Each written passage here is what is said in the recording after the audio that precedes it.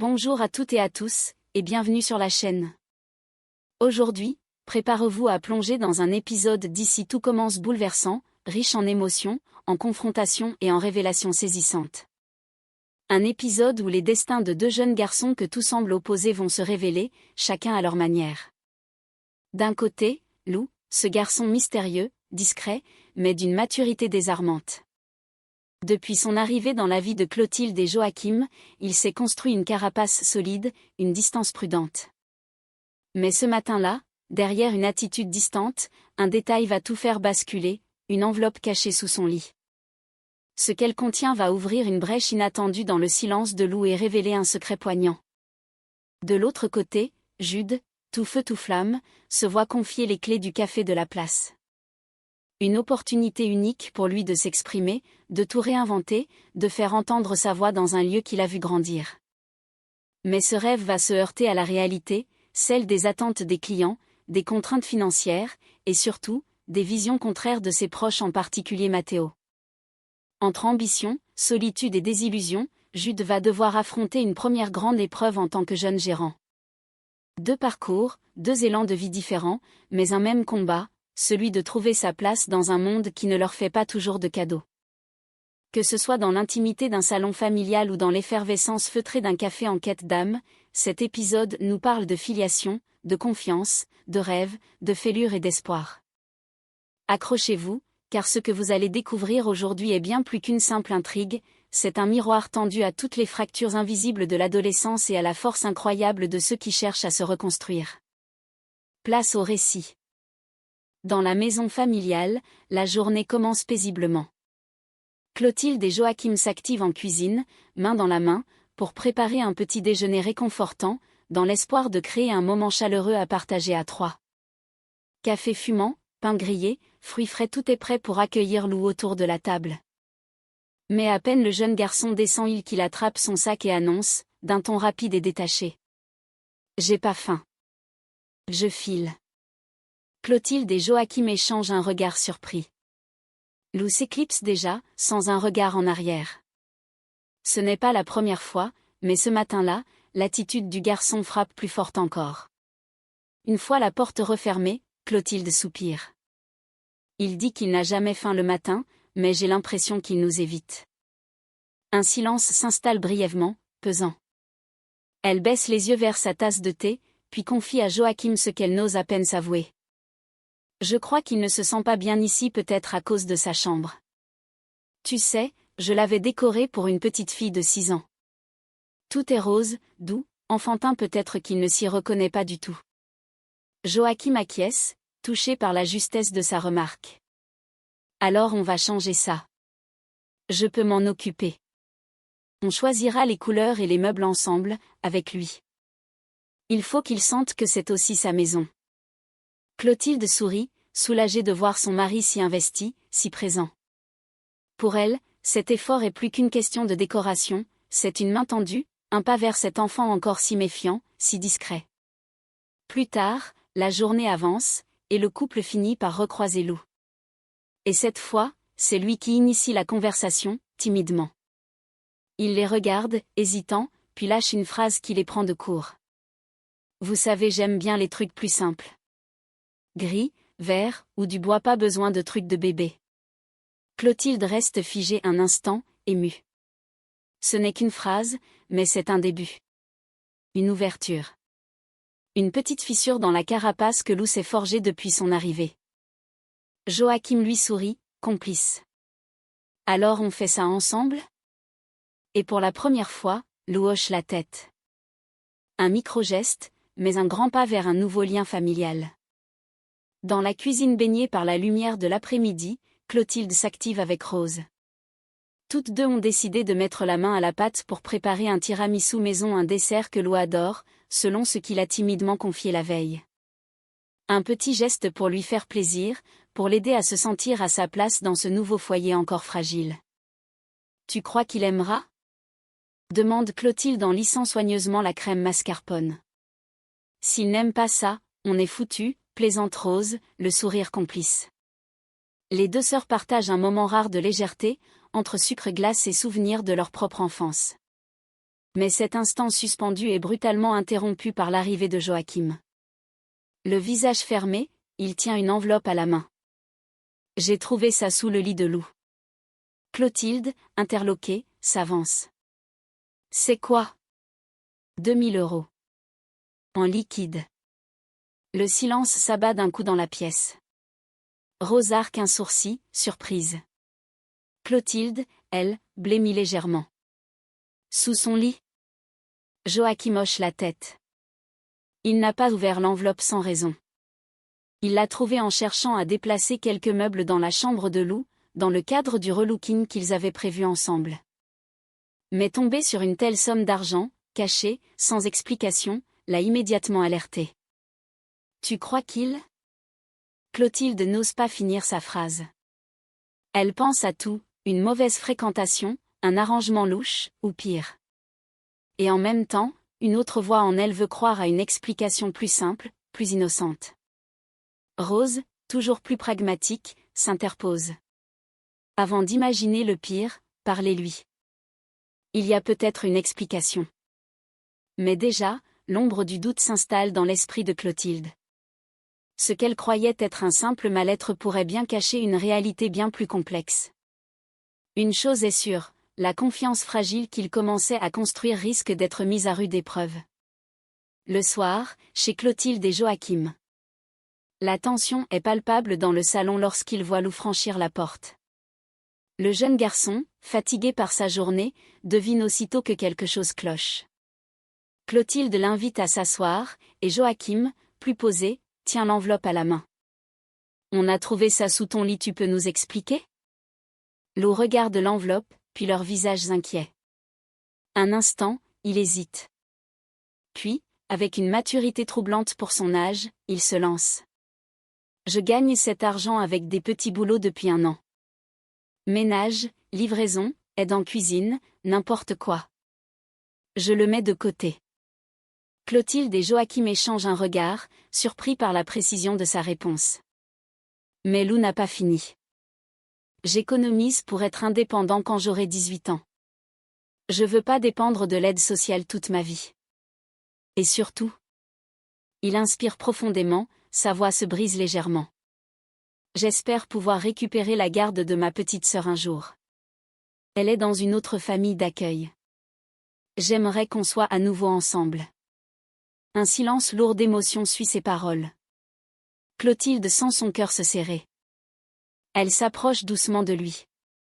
Lou, on est désolé. On n'aurait pas dû fouiller sans te prévenir. On a douté de toi, et ce n'était pas juste. Joachim approuve d'un signe de tête. Ce que tu fais, c'est admirable. Tu peux être fier de toi. Lou hoche doucement la tête. Dans ses yeux, un éclat nouveau, celui d'une reconnaissance qu'il n'attendait pas, et qu'il accueille avec une pudeur touchante. Merci, c'est la première fois qu'on me dit ça. Au café de la place.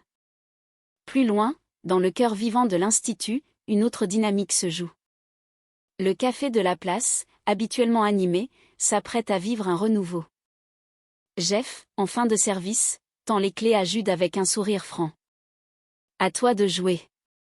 Je te laisse carte blanche. Teste ton concept, amuse-toi. Mais on fait un point ensemble ce soir, d'accord? Jude, à la fois ému et excité, acquiesce sans hésiter. C'est un tournant pour lui, sa première vraie responsabilité, son terrain d'expérimentation, son rêve en devenir. Il jette un regard circulaire à l'établissement, déjà en train d'imaginer ce qu'il va transformer, réinventer. Ce soir-là, tandis que Lou entrevoit une lueur d'espoir familial, Jude s'apprête à faire naître un nouveau chapitre de sa vie professionnelle. Et à l'Institut, les cœurs comme les destins s'ajustent, à petits pas, dans une atmosphère de promesses fragiles mais profondes. Dans l'arrière-salle du café de la place, l'ambiance est tendue malgré l'odeur réconfortante du café fraîchement moulu. Jude, penché sur un carnet griffonné de recettes et de concepts déco, semble au bord de la panique. Il tourne en rond, efface, rature, recommence. Le stress monte à mesure que les idées s'enchaînent sans vraiment le satisfaire. Et si on repensait tout? Une carte plus épurée, avec des produits nobles et pour l'ambiance, je pensais à un esprit plus lounge, tamisé, élégant. Matteo, accoudé au comptoir, l'observe. Il sent bien que Jude doute, alors il tente de le rassurer. Et, t'as de bonnes idées. Et puis t'as les rênes maintenant, fais-toi confiance. Mais rapidement, l'échange prend une tournure plus tendue. Jude, galvanisé par l'opportunité, se met à dérouler ses projets à toute vitesse. Je veux vraiment transformer le lieu. Fini les affiches kitsch, les mugs dépareillés et les playlists ringardes. On peut faire quelque chose de plus classe, plus raffiné. Que ça devienne le lieu où tout le monde veut venir. Matteo fronce les sourcils. Plus classe? Sérieux? Mais c'est ça, l'âme du café. C'est pas un lounge bobo, c'est un endroit simple, où on peut se poser, traîner, rire. Tu veux tout aseptiser? Jude se crispe, piqué. Non, je veux juste élever un peu le niveau. Faire de ce lieu quelque chose de marquant, qui me ressemble aussi. Sauf que t'es pas tout seul ici, Jude. Ce café, c'est notre refuge à tous. Tu peux pas juste balayer tout ce qu'il était. Le ton monte. Entre les deux garçons, c'est un choc de vision, mais aussi d'émotion. Matteo, attaché à ses repères, voit disparaître un espace familier et rassurant. Jude, lui, y voit une chance unique de s'affirmer, de faire entendre sa voix. Un silence pesant suit leur échange. Puis Jude, plus calme, lâche dans un souffle. Je voulais juste que ce soit à mon image. Pour une fois. Matteo soupire, partagé entre agacement et compréhension. Le conflit est ouvert, mais derrière les mots durs, il y a une réalité, chacun d'eux cherche à exister, à préserver ce qu'il aime. Et ce café, lieu de passage et de partage, devient soudain le reflet de leurs différences et peut-être, d'un futur à réinventer ensemble ou séparément. C'est l'heure du déjeuner au café de la place, mais l'effervescence habituelle est étrangement absente. Seuls quelques clients sont attablés çà et là, dans un décor subtilement transformé par Jude. Lumière tamisée, nouvelle vaisselle, ardoise revisitée au mur, l'ambiance est plus chic, plus sobre mais aussi moins familière pour certains habitués. Derrière le comptoir, Jude fait bonne figure, même si l'inquiétude se lit sur son visage. Il observe la salle presque vide, les tables désertées, et tente de garder confiance. Lorsqu'il apporte 2 assiettes à une table du fond, il retrouve un peu d'espoir. Claire et Olivia savourent leur repas avec enthousiasme. Franchement, Jude, c'est une vraie réussite, commente Claire en goûtant sa salade tiède revisitée. J'adore ce que tu as fait du lieu. C'est apaisant, élégant. Il faut juste laisser au temps de faire son travail, ajoute Olivia avec un sourire rassurant. Le bouche à oreille fera le reste. Le jeune homme esquisse un sourire, touché par leurs encouragements. Mais à quelques mètres de là, l'ambiance est tout autre. Tom et Milan sont passés jeter un œil, visiblement curieux mais rapidement déçus. Ils scrutent la carte minimaliste, le nouveau style du lieu, et échangent des regards sceptiques. T'as vu les prix? Et y a plus nos croque-monsieur ni les smoothies maison, râle Tom à voix basse. Et c'est quoi cette ambiance? On se croirait dans un bar à vin parisien, pas dans le café de la place, ajoute Milan, un brin moqueur. Ils hésitent un moment, puis se décident. Viens, on va au food truck, au moins là-bas c'est cool et on se marre. Sans saluer Jude, ils tournent les talons, laissant une chaise vide de plus dans la salle déjà clairsemée. De loin, Jude les aperçoit partir, son sourire s'effaçant peu à peu. Il serre la mâchoire, tâchant de ne pas laisser l'amertume prendre le dessus.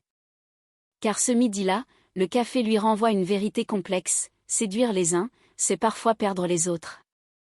Et pour Jude, le chemin vers l'équilibre entre ses envies et les attentes des autres ne fait que commencer. La journée s'achève dans une atmosphère lourde au café de la place.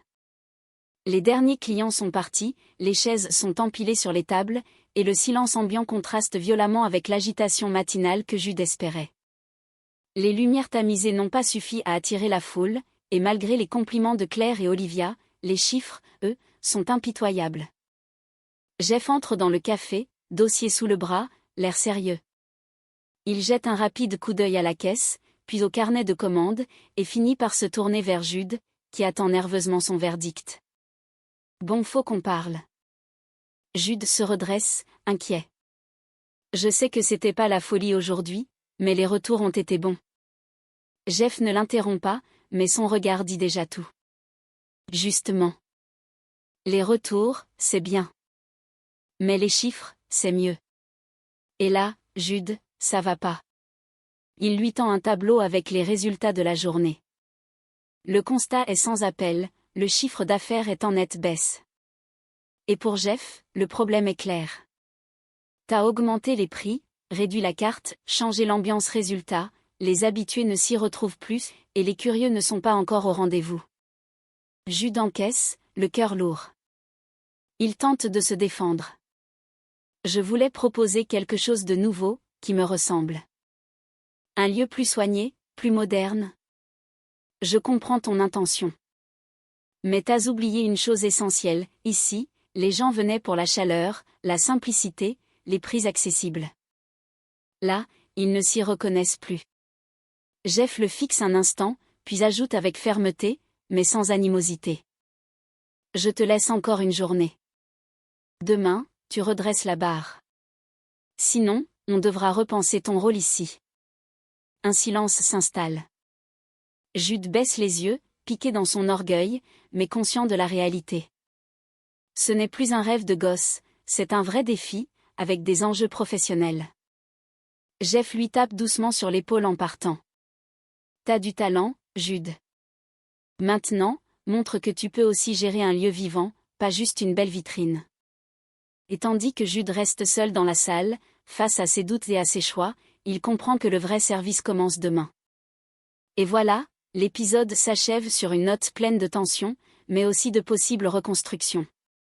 D'un côté, Lou, en avouant l'origine de son argent, a offert à Clotilde et Joachim un accès direct à son cœur blessé. En une phrase, il a révélé l'immense poids qu'il porte depuis trop longtemps seul, son rêve de réunir sa famille, de retrouver sa petite sœur. Ce n'est plus seulement un enfant en colère qu'on voit mais un adolescent déterminé, courageux, et terriblement touchant. Un lien fragile se tisse, et cette fois, Clotilde et Joachim semblent prêts à l'écouter vraiment. De l'autre, Jude encaisse sa première vraie défaite professionnelle. Son désir de transformer le café à son image, de proposer un lieu qui lui ressemble, s'est heurté à la nostalgie des anciens et à l'impitoyable logique des chiffres. Mais tout n'est pas perdu. Car même dans les échecs, Jude découvre ce que veut dire grandir, s'adapter, rebondir. Il lui reste une journée. Un dernier service. Une dernière chance. 2 jeunes garçons, 2 parcours, une même leçon, c'est dans l'épreuve que l'on forge les vrais liens, et que l'on apprend à devenir soi. Merci d'avoir regardé cette vidéo jusqu'au bout. Si vous avez été touché par le courage de Lou, ou si vous vous êtes reconnu dans les doutes de Jude, n'hésitez pas à liker, commenter et partager votre ressenti en commentaire. On se retrouve très vite pour de nouvelles analyses et résumés, ici, sur votre chaîne dédiée aux émotions fortes et aux récits puissants. À très vite et surtout, prenez soin de vos rêves.